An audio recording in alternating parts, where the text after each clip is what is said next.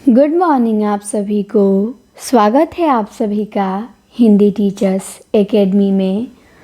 तो हम लोग देख रहे थे हिंदी साहित्य का इतिहास सार संग्रह शुक्ल जी की बुक से प्रश्नोत्तरी, जो कि वन लाइनर के फॉर्म में आपको मिलेगा।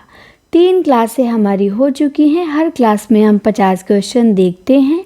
ये हमारी चौथी क्लास है। इसमें हम देखेंगे 150 से 200 तक प्रश्न। तो 151 से शुरू करेंगे, 200 पे समाप्त होगा। प्रश्न बहुत महत्वपूर्ण है। सभी परीक्षाओं के लिए यही सब प्रश्न पूछे जाते हैं। इन्हें आप अच्छे से ध्यान देंगे। तो चलिए शुरू करते हैं। पहला प्रश्न है हमारा आज का कि ज्ञान प्रदायिनी पत्रिका के संपादक कौन थे। तो आपको ये ध्यान देना है कि ज्ञान प्रदायिनी पत्रिका के संपादक थे नवीन चंद्र। दूसरा प्रश्न है कवि और कविता, ये निबंध है। किसका निबंध है? तो महावीर प्रसाद द्विवेदी का। इन्होंने निबंध लिखा है कवि और कविता। आपसे मैं पूछूं कवि और काव्य किसका है? तो कवि और काव्य शांतिप्रिय द्विवेदी का है और कवि और कविता महावीर प्रसाद द्विवेदी का। इसके बाद तीसरा प्रश्न है छंद प्रकाश किसकी रचना है? तो छंद प्रकाश भिखारी दास की रचना है। छंद प्रकाश भिखारी दास। प्रकाश में भी 100, दास में भी 100। ध्यान देंगे, छंद सार पूछेगा तो मतीराम का है। छंद माला पूछेगा तो केशव दास का है। छंदमाला केशव दास का, छंद सार मतीराम का और छंद प्रकाश भिखारी दास का। चौथा प्रश्न है कि ध्रुव दास के गुरु कौन थे? तो ध्रुव दास के गुरु थे हित हरिवंश। हित हरिवंश राधा वल्लभ संप्रदाय के प्रवर्तक हैं। तो ध्रुव दास के गुरु वही थे। 55 नंबर का प्रश्न है हमारा। एक पंक्ति है, किसकी पंक्ति है बताना है कि तुम नीके दूही जानत गैया। तो ये पंक्ति है कुंभन दास की। तुम नीके दूही जानत गैया, किसकी पंक्ति? कुंभन दास की। अगला प्रश्न है, एक पंक्ति पूछी गई है। ये पंक्ति तुलसीदास की किस रचना से है? बालधि विशाल विकराल ज्वाल लाल मानो। ये पंक्ति तुलसीदास की किस रचना से है? तो कवितावली से है। बालधि विशाल विकराल ज्वाल लाल मानो। तो ये पंक्ति तुलसीदास की कवितावली से है। इसके बाद 57 नंबर का प्रश्न है कबीर का मृत्यु स्थान। तो मगहर। जन्म काशी में हुआ था और लहरतारा में, काशी लहरतारा, और मृत्यु मगहर में हुआ था। इसके बाद है प्रबंध चिंतामणि किसकी रचना है? तो ये जैन आचार्य मेरु तुंग की रचना है प्रबंध चिंतामणि। इसके बाद है प्राकृत प्रकाश, ये किसकी रचना है? तो ये वर रुचि की रचना है प्राकृत प्रकाश। एक प्राकृत व्याकरण है ग्रंथ, ध्यान देंगे, कन्फ्यूजन होता है यहाँ। एक प्राकृत व्याकरण ग्रंथ है जो हेमचंद्र का है और एक प्राकृत प्रकाश है जो वह रुचि का है। तो प्राकृत व्याकरण हेमचंद्र का ध्यान देंगे और प्राकृत प्रकाश व रुचि, ये तो क्लियर ही है। 60 नंबर में पंक्ति है, पूछी गई है। किसकी पंक्ति है? भले बुरे सब एक सम जौलव बोलत नाही। तो ये पंक्ति है वृंद की। किसकी है? वृंद की पंक्ति है। भले बुरे सब एक सम जौलव बोलत नाही। याद रखेंगे, भले बुरे सब एक सम, बस इतना याद देना है। इसके बाद 61 नंबर में प्रश्न है कि सिखों के 10वें गुरु कौन थे? तो सिखों के 10वें गुरु थे गुरु गोविंद सिंह। पटना इनका जन्म स्थान था और 10वें गुरु गुरु गोविंद सिंह थे। खालसा पंथ की स्थापना किए थे और अपने पंथ में सबसे पहले इन्होंने पंच प्यारे को दीक्षित किया। तो ध्यान देंगे, चंडी चरित्र इनकी रचना है, जफरनामा भी इनकी रचना है। तो गुरु गोविंद सिंह के बारे में ये सब तथ्य आपको याद होने चाहिए। 62 नंबर का प्रश्न है कि घनानंद की कौन सी रचना है जो फारसी छंद में है। तो घनानंद की जो रचना है विरह लीला, ये फारसी छंद में है। विरह वारिस बोधा का और विरह लीला घनानंद का, वो भी फारसी छंद में है। ध्यान देंगे, घनानंद मोहम्मद शाह रंगीले के आश्रयदाता थे और घनानंद की हत्या किसने की थी? नादिर शाह के सैनिकों ने की थी। घनानंद की प्रेमिका कौन थी? सुजान थी इनकी प्रेमिका। इसके बाद 63 नंबर में प्रश्न है सुजान चरित। सुजान चरित किसने लिखा है? तो सूदन ने लिखा है। सूदन राजा सूरजमल के यहाँ रहते थे, उन्हीं की वीरता का वर्णन किए हैं सुजान चरित में। तो सुजान चरित सूदन ने लिखा है। 64 नंबर में एक कथन है, पूछा गया है ये किसका कथन है कि ठाकुर बहुत ही सच्ची उमंग के कवि थे, इनमें कृत्रिमता का लेश नहीं, न तो कहीं व्यर्थ का शब्दाडंबर है। ये कथन किसका है? तो ये शुक्ल जी का है कि ठाकुर बहुत ही सच्ची उमंग के कवि थे। कौन कहते हैं? शुक्ल जी कहते हैं। इसके बाद है 65 नंबर में एक नाटक है सिंध देश की राजकुमारियाँ। किसका नाटक है? काशीनाथ खत्री का। इनके 2 नाटक फेमस मिलते हैं, याद रखेंगे। एक सिंध देश की राजकुमारियाँ है और एक गुन्नौर की रानी है। मैं दोनों आप लोगों को पहले भी बता चुकी हूँ। तो सिंध देश की राजकुमारियाँ, गुन्नौर की रानी, किसका नाटक? काशीनाथ खत्री का। इसके बाद है 66 नंबर में साहित्य लोचन। ये किसका ग्रंथ है? तो ये श्याम सुंदर दास ने लिखा है। बहुत इम्पॉर्टेंट है, लोग यहीं पे कंफ्यूज हो जाते हैं शिवदान सिंह चौहान राम विलास में कि साहित्य लोचन किसका है। तो ध्यान देंगे, यही सरल प्रश्न एग्जाम में आएंगे, यही कंफ्यूज करेंगे। लेकिन कंफ्यूज उनको नहीं करेगा जो बार बार इनको पढ़े हैं, सुने हैं, जाने हैं, समझे हैं, तो उन्हें किसी भी हाल में कंफ्यूज नहीं करेगा। तो साहित्य लोचन श्याम सुंदर दास का है। 67 नंबर का प्रश्न है निंदिया लागी, ये कहानी है। तो मिठाई वाला निंदिया लागी किसने लिखा है? भगवती प्रसाद वाजपेयी ने। तो ध्यान देंगे, निंदिया लागी कहानी भगवती प्रसाद वाजपेयी। इसके बाद है 68 नंबर का क्वेश्चन, मोस्ट इम्पॉर्टेंट, कि स्कंदगुप्त जो नाटक है प्रसाद जी का, इस नाटक का विदूषक कौन है? तो इस नाटक में जो विदूषक है वो मुद्गल है।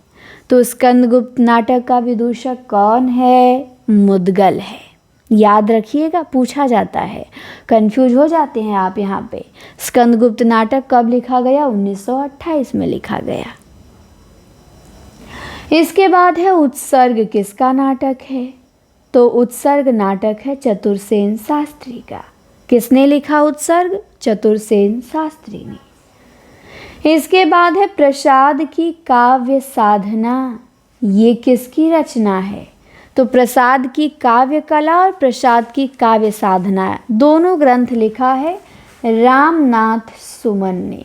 तो ध्यान देंगे, मैंने पिछली क्लास में आपको केशव की काव्य कला बताया था, याद कीजिए किसका है? तो केशव की काव्य कला कृष्ण शंकर शुक्ल का और प्रसाद की काव्य साधना, प्रसाद की काव्य कला रामनाथ सुमन का। इसके बाद है 71 नंबर का क्वेश्चन कि भारतेंदु युग के किस कवि की कविताओं में छंदों में प्रायः यति भंग दोष मिलता है? तो यति भंग मिलता है प्रेमघन की कविताओं में। ध्यान रखेंगे, किसकी कविताओं में यति भंग दोष मिलता है? प्रेमघन, जो उर्दू में अब्र नाम से लिखते थे, मिर्ज़ापुर से पत्रिका निकालते थे, आनंद कादम्बनी मासिक पत्रिका थी।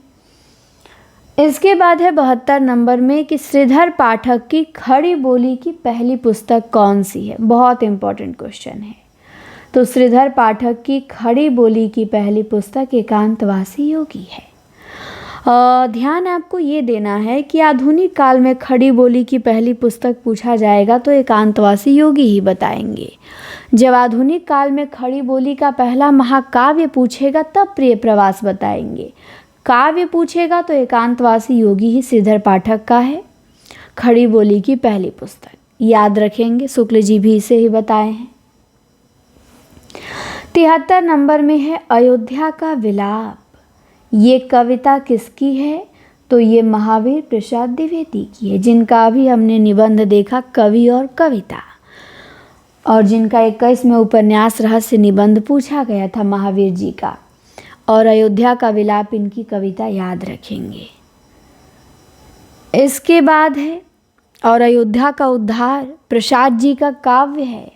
अयोध्या का उद्धार शोकोच्छ्वास जयशंकर प्रसाद का, और अयोध्या का विलाप महावीर प्रसाद द्विवेदी का। इसके बाद 74 नंबर में एक पंक्ति है, पूछी गई है ये पंक्ति किसकी है? निकल रही है उर से आह, उर मतलब हृदय से आह, ताक रहे सब तेरी राह। निकल रही है उर से आह, ताक रहे सब तेरी राह। ये पंक्ति राष्ट्र कवि मैथिली शरण गुप्त जी की है, ध्यान देंगे।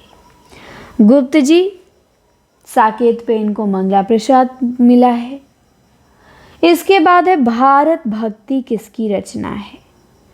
तो रामचरित उपाध्याय की है, जो सूक्तिकार थे, जो गाजीपुर के रहने वाले थे। 1872 में जन्म हुआ था।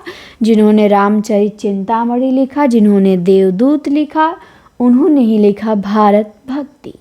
तो भारत भक्ति रामचरित उपाध्याय। 76 नंबर में एक पंक्ति दी गई है, पूछी गई है ये पंक्ति किसकी है? कि जीभ न जीभ बिगोयनी, दवका दाधा कूपल ले। तो ये पंक्ति विशलदेव रासो से नरपति नाल की है। दवका दाधा कूपल ले, जीभ का दाधा न पल्लवई। तो जीभ न जीभ वियोगनो, दव का दाधा कूपल मिल है। ये पंक्ति किसकी है? तो आपको दव का दाधा याद रखना है, नरपति नाल की है, विशलदेव रासो से। 77 नंबर का 177 नंबर का हमारा प्रश्न है कि किसने पृथ्वीराज रासो को पूरी तरह से जाली ग्रंथ माना है? तो ध्यान देंगे, पृथ्वीराज रासो को पूरी तरह से जाली माना है शुक्ल जी ने। किसने? शुक्ल जी ने।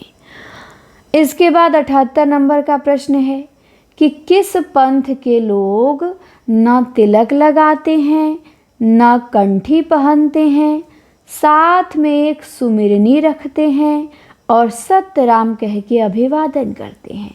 तो दादू पंथ के लोग। जो दादू पंथ के लोग थे, ना वो तिलक लगाते थे, ना कंठी पहनते हैं, वो बस अपने साथ में एक सुमिरनी रखते थे और सत्यराम सत्यराम कह के अभिवादन करते थे। तो दादू पंथी लोग ऐसा करते थे, ध्यान देंगे। नूर मोहम्मद किसके दरबार में रहते थे? तो ये मोहम्मद शाह के दरबार में रहते थे। नूर मोहम्मद मैंने बताया था सबरहद के रहने वाले थे। फारसी छंद में इन्होंने रौजतुल हकायक लिखा है। इनकी पहली रचना इंद्रावती है 1744 में, जिसमें इनको उपालंब सुनने को मिला। फिर अनुराग बांसुरी है 1764 में, जिसमें इन्होंने कहा हिंदू मग पे पाँव न राखियो। तो नूर मोहम्मद को ध्यान देंगे। 80 नंबर का भी प्रश्न बहुत बढ़िया है कि रामानंद के किस रचना में उनके शिष्य सुरसुरानंद ने 9 प्रश्न किए हैं? तो वैष्णव मताब्ज भास्कर। जो वैष्णव मताब्ज भास्कर रचना है रामानंद की, उसमें उनके शिष्य सुरसुरानंद ने 9 प्रश्न किए हैं। तो ध्यान देना है, सुरसुरानंद ने 9 प्रश्न किसमें किया है? वैष्णव मताब्ज भास्कर में। रामानंद के कुल 12 शिष्य थे। रामानंद के गुरु कौन थे? राघवानंद थे रामानंद के गुरु। राघवानंद के रामानुज थे और रामानुज के कांचीपूर्ण थे। तो रामानंद के 12 शिष्य थे, जिसमें से मेन है कबीर, रैदास, सेन, धन्ना, पीपा, सुरसुरानंद हैं, नरहरयानंद हैं, अनंतानंद हैं। तो इनके सब शिष्य हैं 12। और 9 प्रश्न इनकी रचना वैष्णव मताब्ज भास्कर में इनसे सुरसुरानंद ने किया है। और इन्होंने अपनी गुरु परंपरा किस में दी है? रामानंद ने तो श्री रामार्चन पद्धति में दी है, याद रखेंगे। इसके बाद एक पंक्ति है, पूछी गई है, किसकी है? बहुत इम्पॉर्टेंट। कर्म जोग पुनि ज्ञान उपासन सबहि भ्रम भर मायो। तो ये पंक्ति सूरदास की है। कर्म जोग पुनि ज्ञान उपासन सबहि भ्रम भर मायो, किसकी? सूरदास की। इसके बाद कथन है कि सूरदास की रचना में संस्कृत की कोमल कांत पदावली और अनुप्रासों की वह विचित्र योजना नहीं है जो गोस्वामी जी की रचना में है। ये कौन कहता है? तो ये शुक्ल जी कहते हैं। इसके बाद है भक्त नामावली, किसकी रचना है? तो ध्रुवदास की है भक्त नामावली। प्रेम दीपिका किसकी रचना है? तो प्रेम दीपिका देव की है। भक्त नामावली ध्यान देंगे, भक्तमाल नाभादास का, उत्तरार्ध भक्तमाल भारतेंदु का, 9 भक्तमाल राधाचरण गोस्वामी का और भक्त नामावली ध्रुवदास का। फिर से सुनेंगे, भक्तमाल नाभादास, उत्तरार्ध भक्तमाल भारतेंदु, 9 भक्तमाल राधाचरण गोस्वामी और भक्त नामावली ध्रुवदास। और प्रेम दीपिका देव का है, प्रेम तरंग भी देव का है। इसके बाद है घनानंद का जन्म वर्ष पूछा गया है, तो इनका जन्म वर्ष है 1689 ईस्वी। 1689 में इनका जन्म हुआ था। 86 नंबर का प्रश्न है कि भारतेंदु के किस नाटक में देसी रजवाड़ों की कुचक्रपूर्ण परिस्थिति दिखाई गई है? तो विषय से विश्वौषधम जो भाड़ है, ये पूछा जाता है। भारतेंदु का कौन सा नाटक भाड़ है? तो विषय से विश्वौषधम ध्यान देंगे, भाड़ है। और इसमें देसी रजवाड़ों की कुचक्रपूर्ण परिस्थिति दिखाई गई है। इसके बाद 87 नंबर का प्रश्न है चौपट चपेट, ये किसका नाटक है? तो गोस्वामी जी का, जिनका जन्म 1865 में हुआ था, जिन्होंने हिंदी की पहली कहानी इंदुमती लिखा, जिन्होंने गुलबहार कहानी लिखा। इंदुमती 1900 में, गुलबहार 1902 में। वही नाटक लिखते हैं चौपट चपेट। तो ध्यान देंगे, चौपट चपेट गोस्वामी जी। इसके बाद है पंडित और पंडितानी कहानी का प्रकाशन वर्ष। पंडित और पंडितानी गिरिजा दत्त वाजपेयी की कहानी है और इसका प्रकाशन होता है 1903 में। शुक्ल जी का 11 वर्ष का समय भी 1903 में है और गिरिजा दत्त वाजपेयी का पंडित और पंडितानी भी 1903 में है। 89 नंबर का प्रश्न है हृदय हारिणी, ये उपन्यास है किसका? तो किशोरी लाल गोस्वामी का। गोस्वामी जी के बताए जाते हैं कुल छोटे मोटे सब मिला के 65 उपन्यास लिखे थे ये।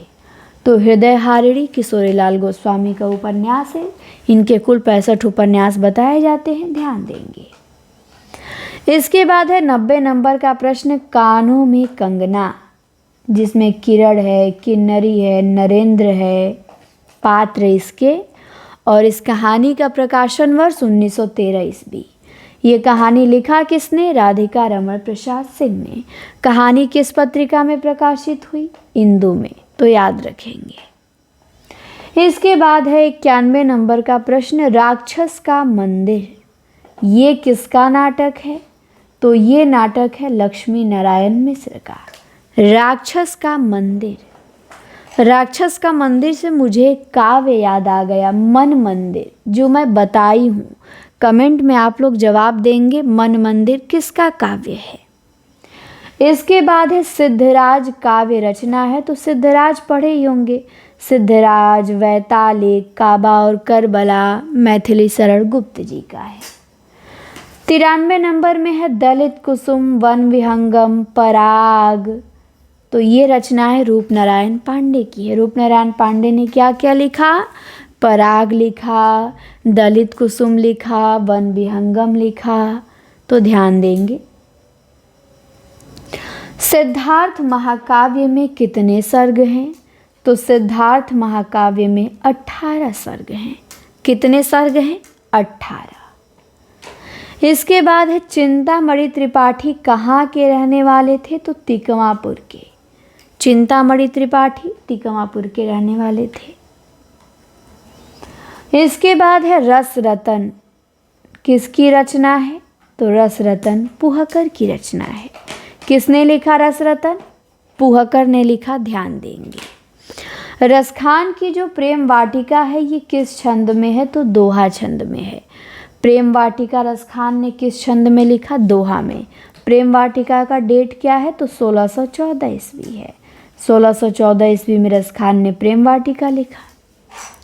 एक पंक्ति है बहुत इम्पॉर्टेंट, कहन श्याम संदेश एक मैं तुम पे आयो।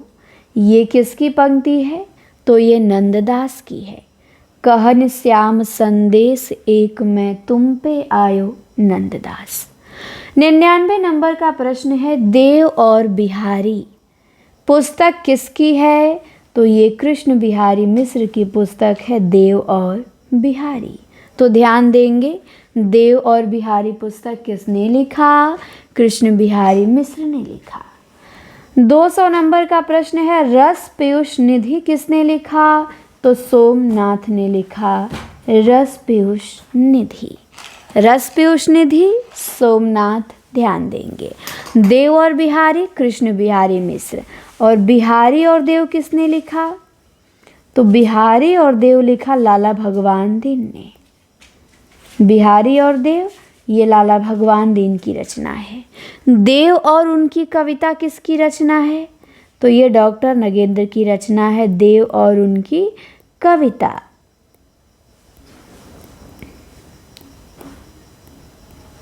तो चलिए, इस प्रकार हमने 4 क्लास में 200 महत्वपूर्ण प्रश्नों को कंप्लीट किया। प्लेलिस्ट मैं बना दी हूँ, हमारे चैनल को सब्सक्राइब कर लें। वीडियो को लाइक करेंगे तो आपको ऑटोमेटिक वीडियो मिल जाया करेगा। और मैं गारंटी के साथ कहती हूँ कि बस आप जितने प्रश्न मैं आपको दे रही हूँ आप उन्हें तैयार कर लीजिए। जितना मैंने कंटेंट आपको उपलब्ध करवाया है, किसी भी परीक्षा में आप बैठेंगे रिजल्ट बनेगा, गारंटी है रिजल्ट बनेगा। लेकिन आप लोग इसे तैयार नहीं करते हैं, इधर उधर भागते रहते हैं, ज़्यादा चीज़ पढ़ने के चक्कर में बेसिक चीज़ें छोड़ देते हैं और वहीं पे आप पिछड़ जाते हैं।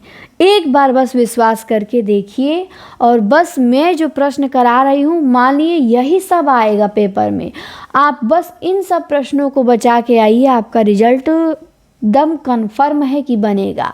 कोई भी परीक्षा हो, KVS, NVS, LT ग्रेड तो हो ही गया, TGT, PGT, नेट भी आपका हो जाएगा। ये सब क्वेश्चन हर जगह आएंगे। क्वेश्चन मैं शुरू से बताती हूँ, मैं बच्चन जी, राम स्वरूप चतुर्वेदी जी, शुक्ल जी से कराती हूँ, और एग्जामिनर भी यहीं से बनाएगा, कहीं अलग से नहीं बनाएगा। और जो प्रश्न नए आते हैं, भारी आते हैं, वो दुनिया में किसी को नहीं पते हैं, वो सिर्फ एग्जामिनर जानता है। कुछ लोगों को पता होता है तो वो एक आध कठिन सही भी कर ले तो 4-5 आसान गलती कर देंगे। तो बस जो पढ़ा रही हूँ बस इतना ही तैयार करिए, आपका सिलेक्शन है। मत भागिए, और जिस टॉपिक में आपको दिक्कत है, जो पार्ट आपको चाहिए वो सब अवेलेबल है चैनल पे, और नहीं है तो आप मुझे बताइए, मैं अवेलेबल कराऊंगी। आप बस ईमानदारी से इन्हें नोट करिए, इन्हें आज के आज याद कर जाइए। जैसे जैसे मैं बोलती हूँ आपके दिमाग में घूमते रहना चाहिए। मैं घनानंद का नाम लूँ तो आपको उनकी रचना, उनकी प्रेमिका, उनका जन्म वर्ष, किसके आश्रय में रहते थे, किसने उनकी हत्या की, सब आपके दिमाग में घूमना चाहिए। मैं सुदन की बात करूँ तो उनकी रचना याद आ जानी चाहिए। मैं श्याम सुंदर दास की बात करूँ तो उनके निबंध, उनके आलोचनात्मक ग्रंथ याद आ जाने चाहिए। मैं स्कंदगुप्त की बात करूँ तो उसका प्रकाशन वर्ष, उसके अंक, उसके पात्र, लेखक, ये सब याद आ जाना चाहिए। तो जब आप लीन रहेंगे, यही सब सोचेंगे, इसी में रमे रहेंगे, फिर आप देखिए कैसे नहीं पेपर निकलता है। TGT PGT देखिए एकदम आराम से आप निकालेंगे। लेकिन हम बेसिक छोड़ देते हैं। ज़्यादा ज्ञान होना भी रिजल्ट के लिए खतरनाक होता है। ज्ञानी लोग फेल होते हैं, क्योंकि बहुत नॉलेज हो गया रहता है, बेसिक चीज़ें भूल गए होते हैं वो। एकदम बेसिक बात, ये नॉर्मली बात है। जब आप डीप में जाएंगे तो आप बेसिक गलती करेंगे। डीप में मत जाइए, डीप में रिजल्ट के बाद जाना है। पहले बेसिक को रट्टा मारिए, नौकरी लीजिए, उसके बाद अच्छे से डीप पढ़िए, खूब उच्च लेवल तक पढ़ाई कीजिए। लेकिन पहली प्राथमिकता हमारी नौकरी है, पहले हमें रोज़गार मिले, हम अपना कैरियर सेव कर लें, उसके बाद हमें आगे जो मन करेगा करेंगे। लेकिन आप लोग अभी चले जाते हैं गहन अध्ययन में डूब जाते हैं, और कुछ लोग गहन में डूब के पेपर बिगाड़े हैं, और कुछ लोग तो एकदम ना पढ़ के ही बिगाड़े हैं। वो तो कुछ पढ़े ही नहीं थे, खाली पार्टी और शादी अटेंड करने में रह गए, कुछ पढ़े नहीं, पेपर देने चल गए, खराब हो गया। तो इसीलिए पेपर बहुत लोग अच्छा भी किए हैं, जो उसी में लगे थे, बातों को सुनते थे, जो आसान प्रश्नों को तैयार किए थे, टॉपिक से अपना बहके नहीं थे सिलेबस से, वो बहुत बढ़िया करेंगे हर परीक्षा में। तो आप सभी को वही करना है। आगे आपको बहुत भर्तियाँ, बहुत परीक्षा देखने को मिलेगी। मैं चाहती हूँ कि आप सभी रिजल्ट बनाएं, कहीं ना कहीं सबका हो। BPSC 4 भी आने वाला है, वहाँ भी ये सब प्रश्न आएंगे। तो कहीं ना कहीं आप सब जो भी लोग हमसे जुड़े हैं, सबका कहीं ना कहीं हो जाए। ये ना हो कि हाँ हमसे जुड़े और आप बेरोजगार रह गए, मैं ये नहीं चाहती हूँ। उसके लिए चाहे मुझे कुछ भी करना पड़े, मैं बस आप लोगों का सिलेक्शन चाहती हूँ। तो आप लोग मन लगा के पढ़ें, नोट करें, चीज़ों को याद करें, प्लेलिस्ट है उनको टारगेट बना बना के ख़त्म कीजिए, तैयार कीजिए, हो जाएगा। प्रीवियस ईयर पढ़ा करिए। बाकी क्लास कैसी लगी कमेंट में बताएंगे। मैं मिलूँगी आपसे अब अगली वीडियो में। बहुत बहुत धन्यवाद, आपने हमें सुना।